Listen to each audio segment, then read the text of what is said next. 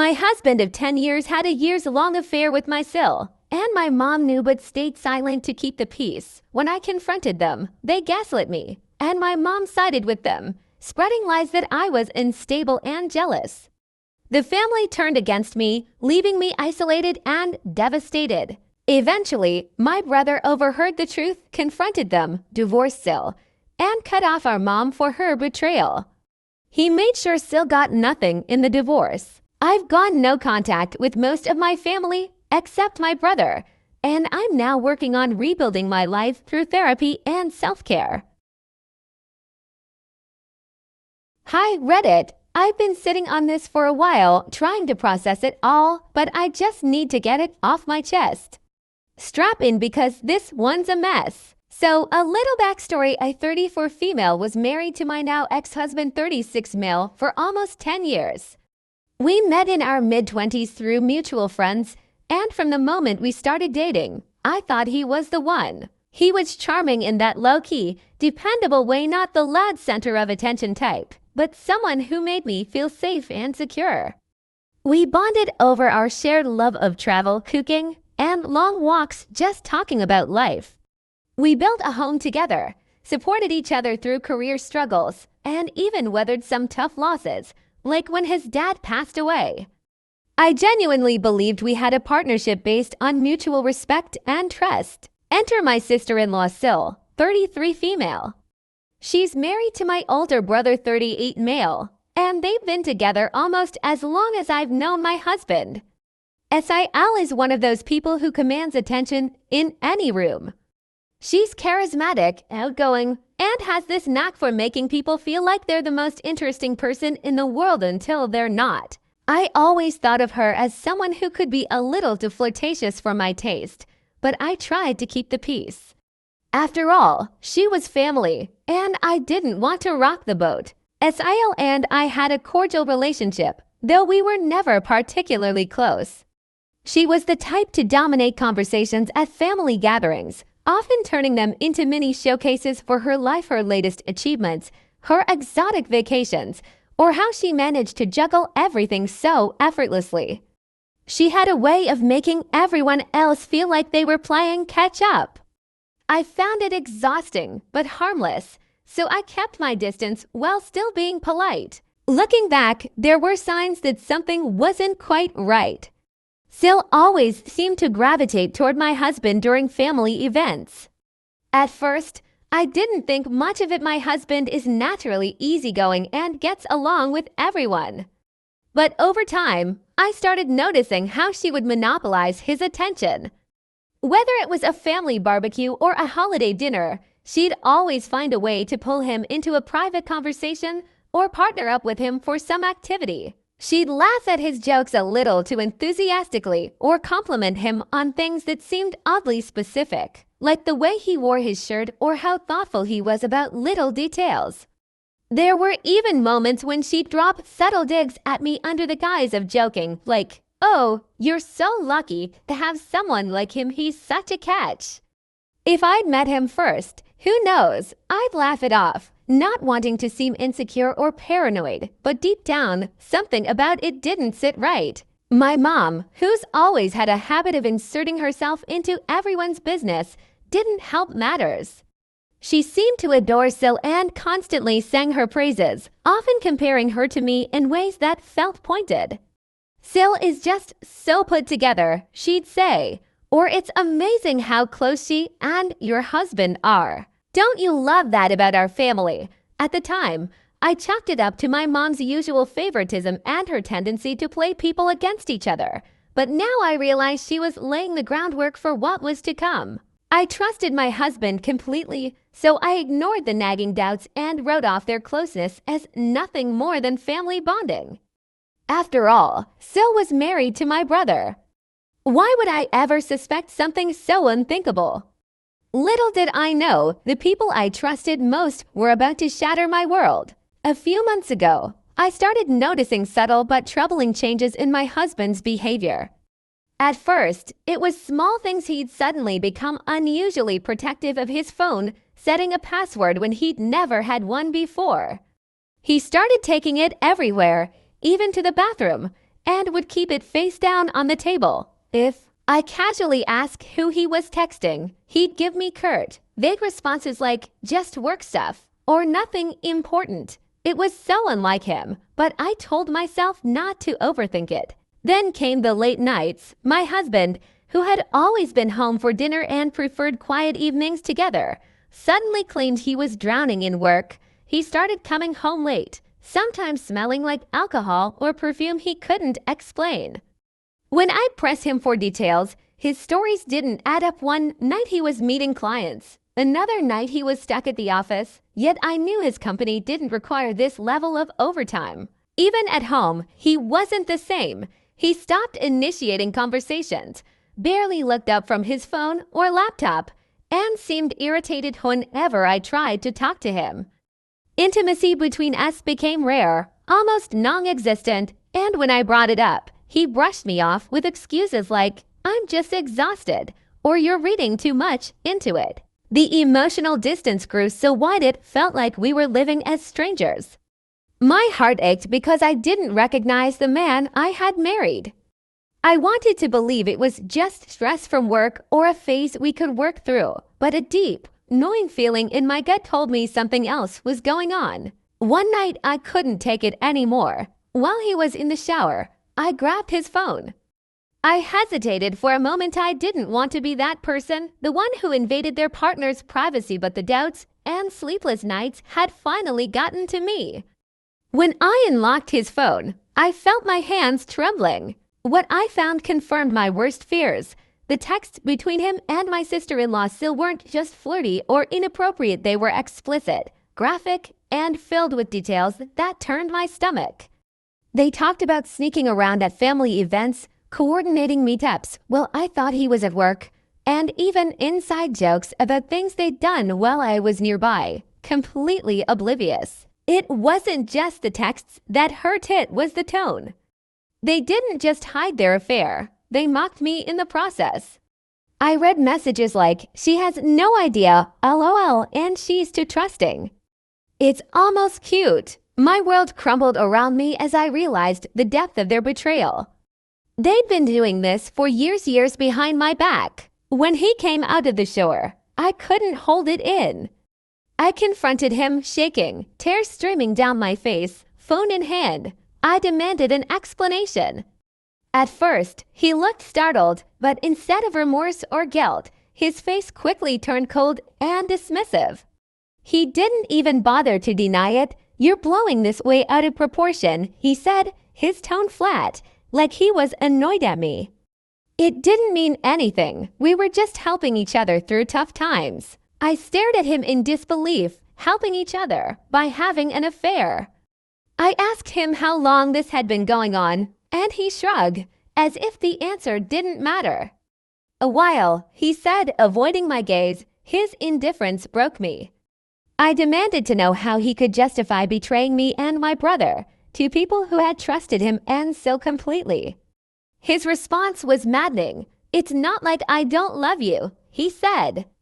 This was just ... different. Different? As if that made it okay. As if different somehow erased the years of deceit, sneaking around, and the complete disregard for the damage they'd caused. And then, as if he hadn't already hurt me enough, he tried to shift the blame onto me. You haven't exactly been emotionally available, he said, his voice dripping with condescension. Maybe if you'd paid more attention to us, things wouldn't have gotten to this point. I couldn't believe what I was hearing. He wasn't just unapologetic, he was trying to make me feel like the problem. In that moment, I realized the man I had spent a decade with didn't just betray me physically, he betrayed every ounce of trust, love, and respect I had for him. I told him to leave. I didn't want to hear another word, didn't want to look at him. I was shaking, my heart pounding as the weight of what I'd discovered crashed down on me. But I wasn't prepared for what would come next because this betrayal ran deeper than I ever could have imagined. What truly shattered me, what left scars that may never heal, was when I found out that my mom knew about the affair. I was already drowning in pain after confronting my husband, and I turned to her as a last refuge. She was my mom, the one person I thought would stand by me no matter what. I called her one night, my voice trembling as I poured out everything, the late nights, the texts, the confrontation. I could barely get the words out between sobs, and all I wanted was for her to tell me it wasn't my fault, that I wasn't crazy, that I didn't deserve this. Instead, she sighed heavily, like I was burdening her, and said, "I've known for a while." The silence that followed was deafening. "What do you mean? You've known?" I finally managed to whisper. She didn't even look remorseful. "It wasn't my place to interfere," she said, her tone casual, as if she were talking about forgetting to tell me the weather forecast. I didn't want to cause drama. I felt like the ground was crumbling beneath me. This was the same woman who had never hesitated to insert herself into my life, criticizing my choices, prying into my finances, comparing me to others, but suddenly, when it came to something that actually mattered, she decided to stay neutral. "Not your place to interfere," I asked, my voice rising. "You let me sit there, blind to everything, while they made a fool of me. You knew, and you said nothing," she shrugged, completely unfazed by my anguish. "What good would it have done? Anyway, you just make a scene, and it wouldn't change anything. Sometimes it's better to keep the peace. Keep the peace. At whose expense? Certainly not SIL's or my husband's. No, it was my peace that had been sacrificed." My mom hadn't just stayed silent, she had chosen them over me. But the real knife in my heart came later, when I decided to confront SIL and bring everything out into the open. I told my mom I couldn't keep this secret anymore, that I deserved justice and the truth deserved to be known. She didn't just discourage me, she actively fought against me. "Why would you do that?" she said, exasperated. "Think about the family. Think about your brother. You'll just make things worse for everyone. Just let it go. It's not worth tearing the family apart over this. Let it go." She wanted me to swallow my pain, to stay silent and complicit in my own humiliation, all to protect them. When I refused, her tone shifted, turning cold and accusing. "You're being dramatic," she snapped. "You always blow things out of proportion. Maybe if you weren't so high-strung, this wouldn't have happened." Her words were like poison. She wasn't just failing to support me, she was blaming me for my husband's betrayal. And then, the final betrayal, she started spreading rumors about me. Word got around quickly in my family, but not because of anything I said. It was my mom who started the narrative. She told relatives that I was unstable, that I was making up the affair because I couldn't accept my own failures as a wife. According to her, I was always looking for drama, always the one with a problem. She painted me as a bitter woman who couldn't handle the fact that life wasn't going her way, so I was lashing out and making baseless accusations. But it didn't stop there. My mom, in her relentless need to preserve the family's image and side with my sister-in-law, went so far as to call me vindictive. She told anyone who would listen that I was jealous of SIL's success, her perfect career, her perfect marriage, her perfect life, and that my accusations were nothing more than a desperate cry for attention. She emphasized how SIL was practically a saint and that she would never do something so heinous as having an affair, especially not with a family member. "She's just broken," my mom said to them, her tone dripping with pity. "It's sad, really. I tried to help her, but she just won't listen to reason. And now she's trying to tear the family apart because she can't face her own shortcomings." What hurt the most wasn't just the words themselves, though they cut deeply. It was how easily people believed her. My mom had always been the matriarch of the family, the one whose opinion carried weight. When she spoke, people listened, and when she vouched for SIL, they didn't even think twice about questioning it. Suddenly, I was the villain of the story. I was the one who couldn't be trusted, the one who had lost it. Even distant relatives I rarely spoke to started calling, not to offer support, but to scold me for trying to drag SIL's name through the mud. "She's family," they'd say, as though I was the one who had betrayed that sacred bond. My mom made sure to hammer the point home every chance she got. We stick together in this family, she'd say. Her words a clear jab at me. We don't turn on each other like that. I don't know what's gotten into her, but she needs to remember where she comes from. The irony of it all, my mom's idea of sticking together had nothing to do with loyalty or love. It was about control. It was about making sure the family looked good from the outside, no matter what was happening behind closed doors. And in her eyes, I was the loose thread threatening to unravel the whole picture. So she did what she thought she had to do.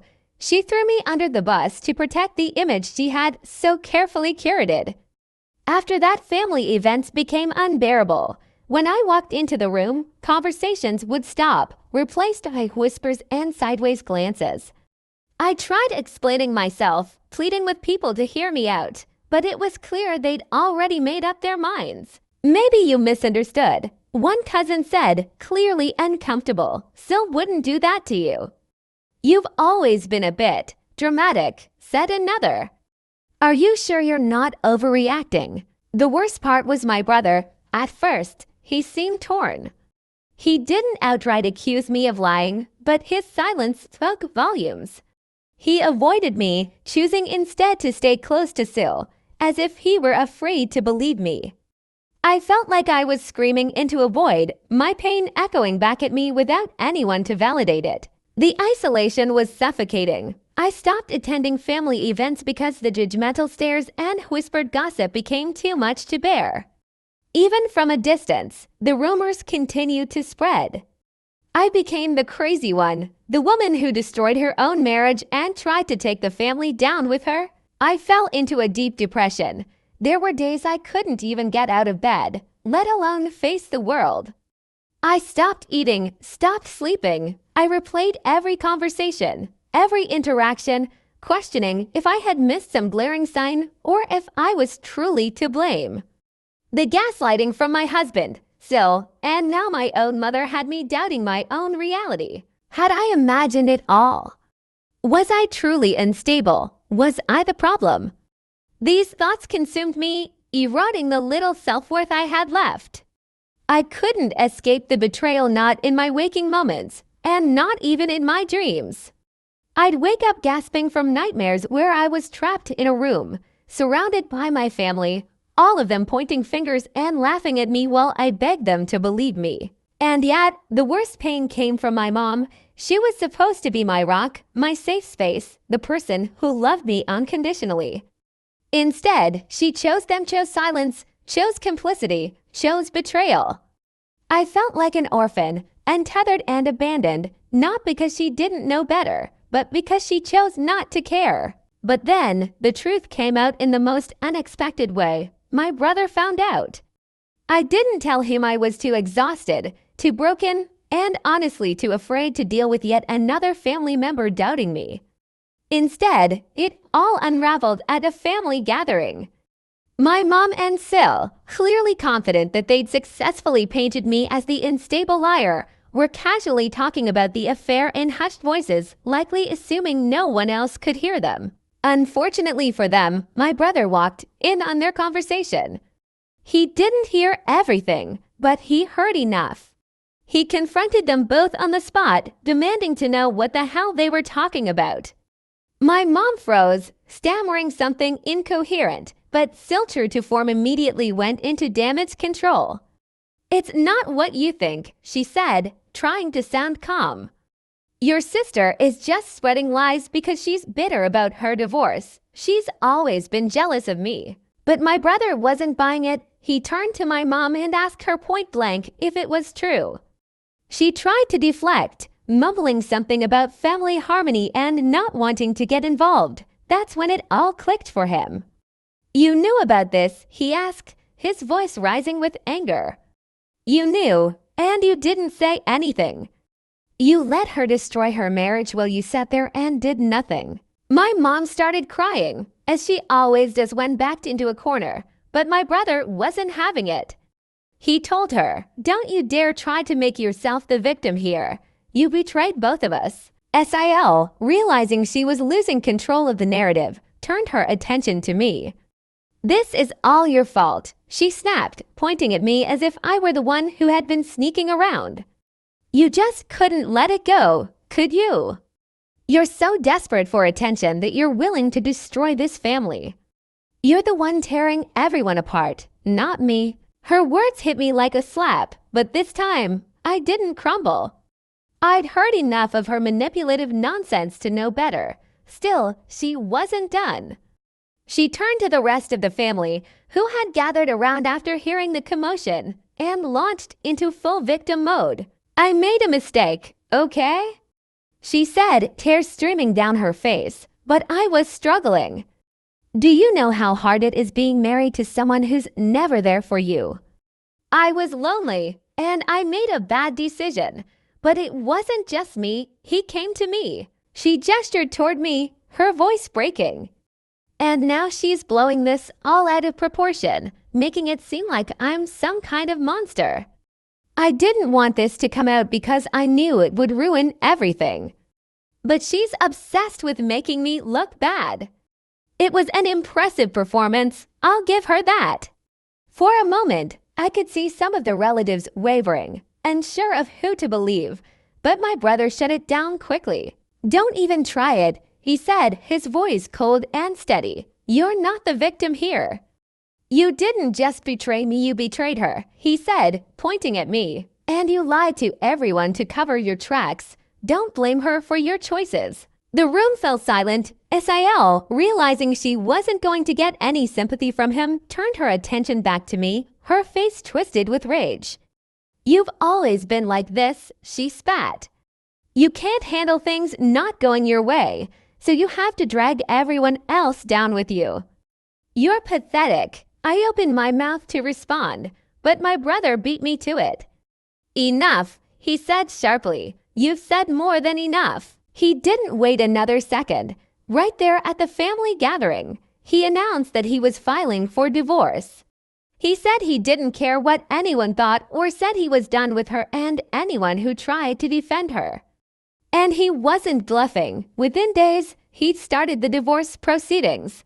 He made sure she didn't get a dime, no alimony, no part of the house, nothing. He also went no contact with our mom, who, unsurprisingly, tried to spin the situation to make herself the victim. She called him in tears, saying, I can't believe I've lost both my kids.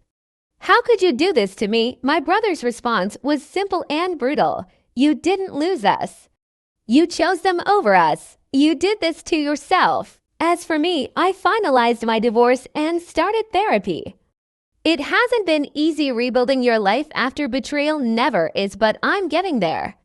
I've cut contact with most of my family, except for my brother, who's been my rock through all of this. We've become closer than ever, bonded by the shared betrayal and our refusal to let it define us. SIL, from what I've heard, has been trying to claw her way back into everyone's good graces, but it's not working. My brother has made it clear that she's dead to him, and without him, her connection to the family is gone. My mom, meanwhile, continues to play the victim, lamenting how her family was torn apart. But I stopped caring. She made her choice, and I've made mine. I may have lost a lot, but what I've gained, peace, self-respect, and freedom, is worth far more. The fallout has been intense, but honestly, I feel free for the first time in years. I'm still angry, still hurt, but I know I made the right choice. Thanks for reading Reddit. If nothing else, this experience has taught me the importance of trusting my gut and standing up for myself, even when the odds are stacked against me.